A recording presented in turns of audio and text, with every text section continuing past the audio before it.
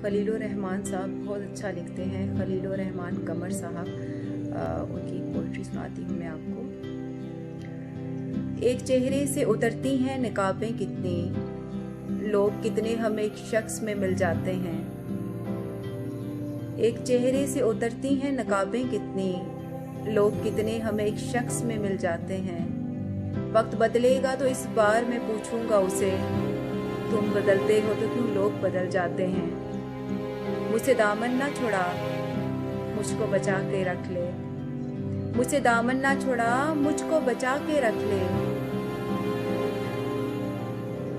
مجھ سے ایک روز تجھے پیار بھی ہو سکتا ہے۔